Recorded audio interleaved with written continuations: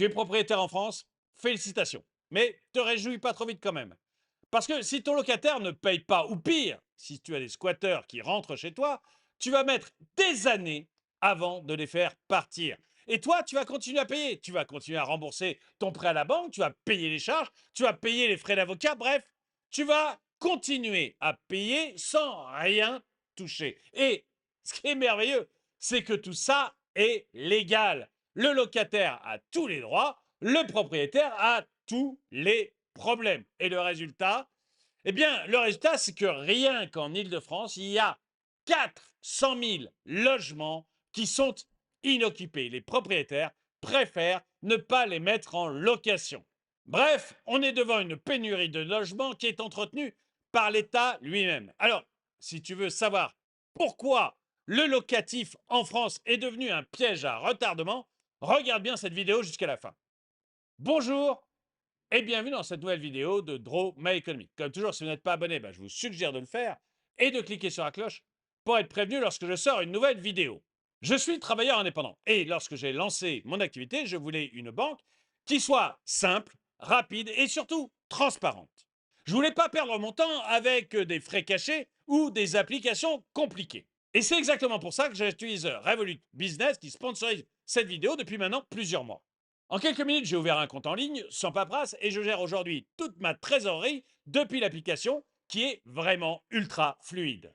Et honnêtement, entre les économies sur les opérations en devises, merci le taux de change interbancaire, et puis l'absence de frais bancaires surprise, c'est un vrai soulagement au quotidien. En plus, vous l'avez vu, ma petite entreprise, elle s'est quand même bien développée. Et avec Revolut Business, je peux créer jusqu'à 200 cartes bancaires pour mes collaborateurs et suivre tout cela, toutes les dépenses, en temps réel.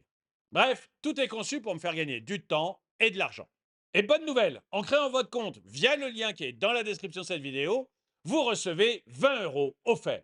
Mais revenons au piège de l'investissement locatif. En fait, le problème, le principal problème, c'est qu'on a un contrat qui n'en est plus un. En principe, un contrat de location, c'est simple. Je te loue un appartement ou une maison contre un loyer. Mais on s'aperçoit maintenant que si le loyer n'est pas payé, eh bien, les recours sont de plus en plus lents et de plus en plus inefficaces. En fait, c'est bien simple. Maintenant, le délai normal, le délai d'expulsion moyen, il est entre 18 et 24 mois. Il faut en moyenne entre 1 an et demi et 2 ans pour expulser un locataire qui ne paye pas. Et les juges sont de plus en plus sympathiques avec les locataires mauvais payeurs. En fait, on voit que les délais de paiement qui leur sont offerts par la juge sont extrêmement généreux, que l'annulation complète des dettes est devenue quelque chose d'assez général et qu'en plus, la trêve hivernale suspend toute expulsion pendant au moins 5 mois. Du coup, le locataire peut ne rien payer pendant 2 ans et rester malgré tout chez vous. Et le squat, c'est encore pire. Le squat, c'est la double peine pour le propriétaire. Si quelqu'un est rentré illégalement chez vous, les procédures judiciaires sont totalement absurdes. En fait, vous allez devoir payer des avocats, faire des procédures et attendre entre 1 et 3 ans pour récupérer votre bien. Quelqu'un est rentré chez vous de manière illégale, il a forcé les fenêtres ou les portes, mais malgré tout, la procédure dure entre 1 et 3 ans pour le mettre dehors. Et même une fois que vous avez le jugement, la réquisition de la force publique est vraiment problématique et lente. Et la loi du 27 juillet 2023 n'a pas changé grand-chose en fait. Cette loi, elle permettait de faire en sorte qu'il n'y ait pas de trêve hivernale pour les squatteurs. Oui, dans la loi, mais pas dans les faits parce que vous avez toujours les mêmes juges qui jugent les mêmes choses. Et le résultat, il est très clair. Pour évacuer un squatteur, en moyenne, il faut plus de 18 mois, voire plusieurs années en pratique. Là, je vous ai dressé un portrait des faits, les problèmes qu'on a avec les locataires et les problèmes qu'on a avec les squatteurs. Mais vous allez voir, ça a de graves conséquences. Parce que le fait comme ça de tout laisser faire aux locataires ou aux squatteurs, de faire en sorte, comme je le disais tout à l'heure, que le locataire a tous les droits et le propriétaire tous les problèmes, eh bien, ça entraîne un effet domino. Alors évidemment, le premier domino, c'est le propriétaire. Parce que, ah, quoi qu'en pensent nos élus, le propriétaire n'est pas forcément quelqu'un de riche. Ce ne sont pas tous des milliardaires qui possèdent plein d'appartements à louer. Vous avez aussi des gens qui ont tout simplement acheté un appartement en pensant que celui-ci leur rapporterait un petit peu d'argent à la retraite et qui se retrouvent là avec des locataires qui ne payent pas et des banques qui, elles, demandent à ce qu'on leur rembourse les emprunts qui ont été faits. Ça, c'est quand le propriétaire est encore actif. Mais quand on est retraité, eh bien, les locataires qui ne payent pas, ça veut dire qu'on va devoir prendre de l'argent sur sa retraite pour payer les charges, prendre de l'argent sur sa retraite pour payer un avocat, pour payer les procédures, et qu'on n'aura pas le complément de retraite qu'on s'attendait à avoir. Donc ça, c'est le premier domino, le domino du propriétaire. Et forcément, ça décourage énormément de propriétaires. Et vous avez de moins en moins de propriétaires locatifs. En Île-de-France, par exemple, il y a actuellement 400 000 logements vacants. C'est-à-dire 400 000 logements qui pourraient être mis en location, mais qui ne sont pas mis en location. Pourquoi? Eh bien, tout simplement parce que les propriétaires ne veulent pas de ce genre de problème. Ils ne veulent pas devoir à gérer des locataires qui ne payent pas, devoir à gérer des expulsions, etc. Donc, ils préfèrent posséder leur appartement et puis se dire que c'est un investissement pour plus tard, pour le jour où ils vendront cet appartement et où ils pourront faire une belle plus-value. Ajoutez à ça qu'on a une rotation HLM qui est quasiment nulle et vous avez du coup un énorme manque de logement. Et ceux qu'on voulait protéger deviennent les premières victimes. Les locataires qu'on voulait tant protéger du vilain propriétaire, eh bien, ne trouvent pas de logement. Et là, vous avez le deuxième domino qui tombe. Énorme pénurie de logements, locataires qui ne trouvent plus comment pouvoir se loger. Mais ce n'est pas tout. Non, ce n'est pas tout. Parce que qui dit pénurie du logement dit forcément augmentation du prix des loyers.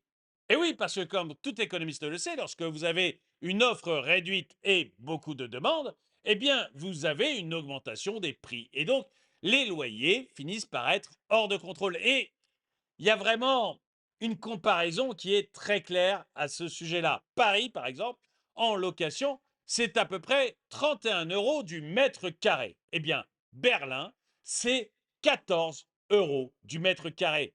C'est-à-dire qu'avec la même somme tous les mois, vous pouvez louer un appartement 2 fois plus grand à Berlin qu'à Paris. Et pourtant, l'Allemagne n'est pas un monstre ultra libéral. L'Allemagne a des règles, l'Allemagne a des contraintes.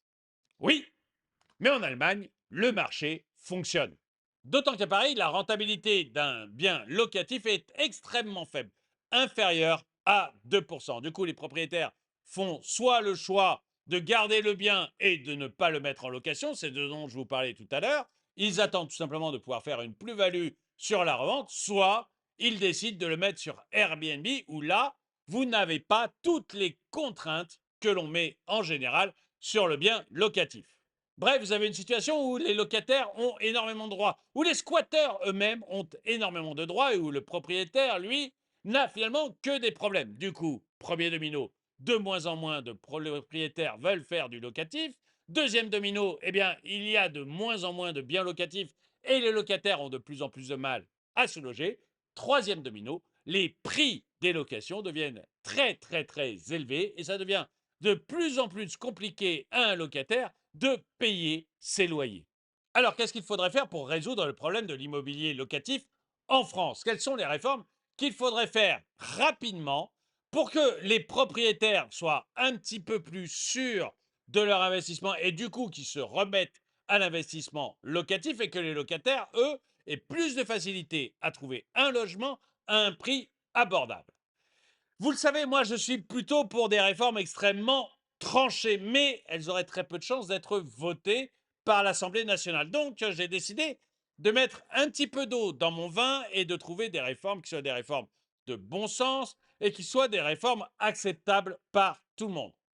La première réforme, c'est une procédure accélérée en 90 jours et qui puisse être présenté devant une juridiction spécialisée. C'est-à-dire que en 90 jours, moi, propriétaire, je suis certain que mon dossier passera en jugement et que le juge prendra une décision. 3 mois, 90 jours pour qu'un juge prenne une décision, ça ne me semble pas absolument fou de demander cela. La deuxième chose, eh bien, c'est la certitude que mon squatteur ou mon locataire indélicat soit expulsé en 6 mois, même en cas de paiement partiel des loyers. C'est-à-dire que si mon locataire n'a pas payé depuis 6 mois, il sort, il part, même s'il a payé partiellement. Et ne parlons pas du squatteur qui, lui, doit être tout de suite expulsé. Parce que actuellement, c'est une ruse utilisée par beaucoup de locataires indélicats, payer qu'une partie des loyers. Et là, la procédure peut durer des années. Enfin, que la procédure soit à la charge du locataire indélicat si effectivement le juge a bien tranché dans le fait que ce locataire n'a pas payé ce qu'il devait. Que la procédure soit à sa charge, y compris les frais d'avocat. Et surtout, qu'il n'y ait pas d'annulation de la dette. Il faut que le locataire soit responsable de ne pas avoir payé ses loyers. En fait, l'idée est simple. Il faut que le propriétaire ait confiance. Et pour ça, eh bien, il faut qu'il sache que le contrat de location est un vrai contrat que l'État fait respecter. Il faut qu'il sache que si le contrat a été signé, eh bien, il va recevoir le loyer qui est prévu au contrat. Et il faut qu'il soit rassuré sur le fait que si son locataire ne peut pas payer ou ne veut pas payer, eh bien, il pourra le faire sortir du bien pour lui-même trouver un nouveau locataire. Si vous ne rassurez pas les propriétaires, si vous ne leur donnez pas confiance dans le contrat qu'il y a, à ce moment-là, le nombre de biens à louer va continuer à diminuer et la crise du logement en France va continuer à s'amplifier. Le problème de base que l'on a en France, c'est le contrat de location qui n'est plus respecté et un locataire qui a tous les droits et un propriétaire qui a tous les problèmes, sans parler des squatteurs. Et la solution, c'est de refaire en sorte que ce contrat soit un vrai contrat, qu'un propriétaire sache que quand il signe un contrat, il a effectivement des devoirs, mais il a aussi des droits, parmi lesquels, et le premier desquels, étant de toucher son loyer. Si vous ne faites pas ça, la crise va s'amplifier. Avant de terminer cette vidéo, eh bien, j'aimerais remercier le sponsor de la vidéo, Revolut Business, et je vous assure que Revolut a vraiment changé ma vie d'entrepreneur. Il l'a en tout cas énormément simplifié. Il a simplifié ma gestion financière et aujourd'hui, je ne pourrai plus m'en passer. Que vous soyez indépendant, créateur d'entreprise ou à la tête d'une équipe, c'est une solution simple, rapide et ultra compétitive. Et n'oubliez pas, si vous passez par le lien qui est dans la description de cette vidéo, vous aurez 20 € offerts pour l'ouverture de votre compte pro. Et une dernière fois, merci à Revolut Business pour avoir soutenu cette vidéo. Quant à vous qui me regardez, j'aimerais bien savoir ce que vous pensez de l'immobilier locatif. D'abord, est-ce que vous pensez que c'est quelque chose de plutôt bien et de rentable?